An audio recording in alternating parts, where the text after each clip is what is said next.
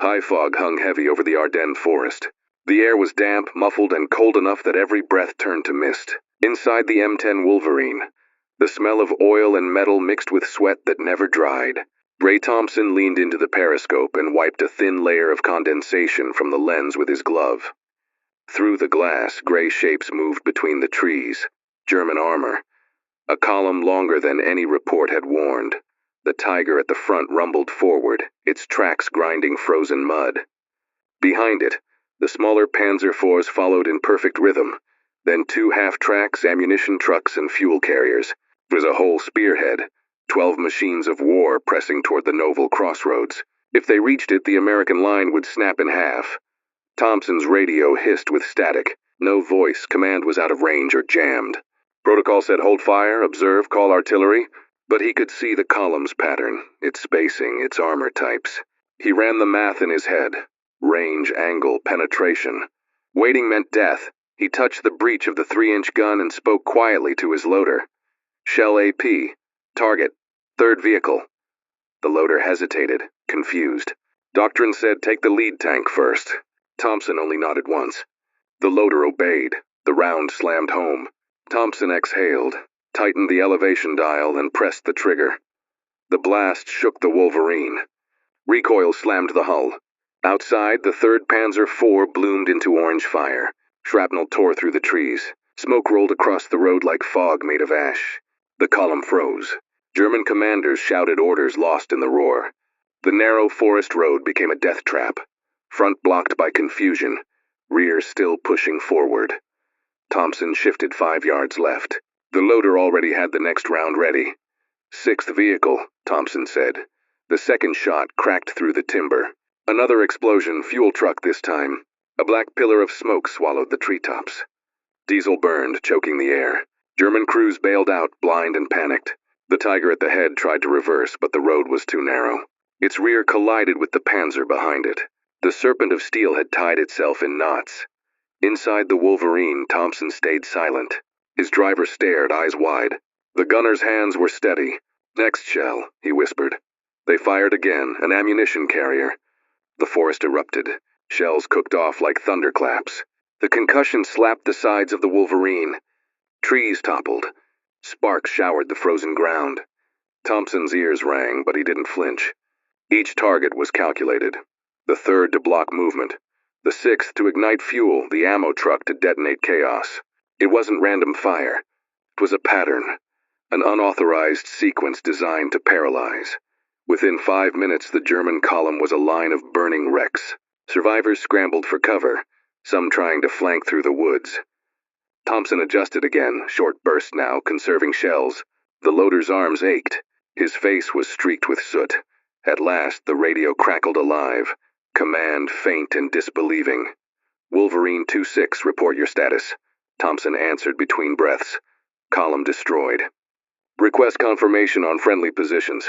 Static. Then, repeat, destroyed? Thompson looked through the periscope at the wreckage. Flames licked the sky. Black smoke twisted upward. Affirmative, he said. 12 vehicles neutralized. Command didn't reply for several seconds. When they did, the voice was half awe, half reprimand. Hold position. Reinforcements en route. Do not fire further without order. Thompson closed his eyes. The loader laughed once, a short stunned sound.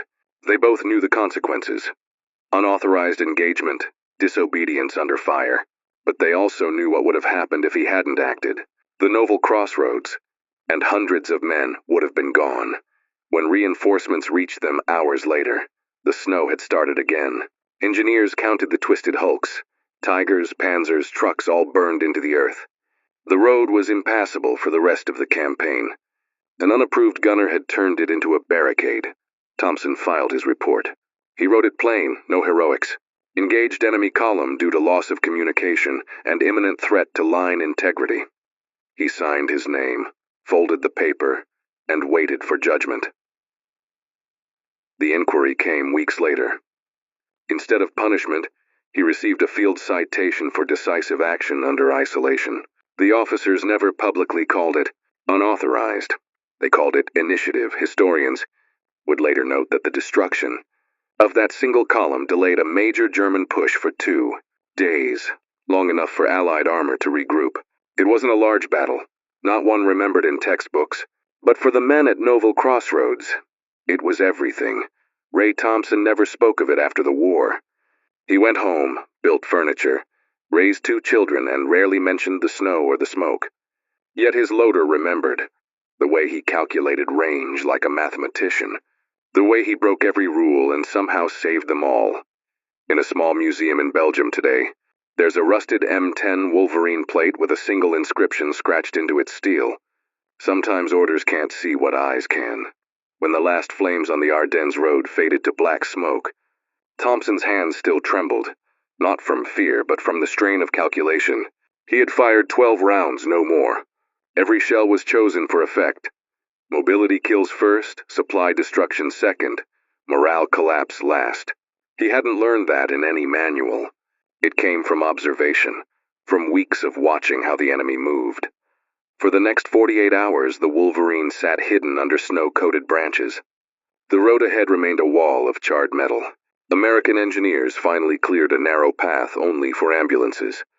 The rest of the wrecks were left where they fell, silent witnesses to the fight that should never have been. When headquarters finally reached the position, a young lieutenant stepped out of a jeep and looked at the scene with disbelief. "Who ordered this engagement?" he asked. Thompson answered simply, "No one, sir. We lost contact. I took the shot." The lieutenant nodded slowly, then looked at the blackened line of armor stretching through the trees. "You may have bought the entire division another day," he said quietly. In the following days, Thompson's crew was reassigned to defensive support. Snowstorms rolled over the Ardennes, freezing the battlefield into silence. They dug in near a farmhouse that served as a field command post. It was there, in that cold cellar, that Thompson wrote his full report. 23 lines in total. Each line factual, detached, professional. No mention of fear. No mention of the loader who fainted from exhaustion after the 8th shot. Just data.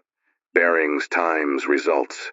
The report traveled up the chain of command from platoon to company, from company to battalion. Some officers read it twice, certain it was an error. How could one gun destroy a column protected by a tiger? Others simply stamped it and moved on. War generated miracles and tragedies in equal measure.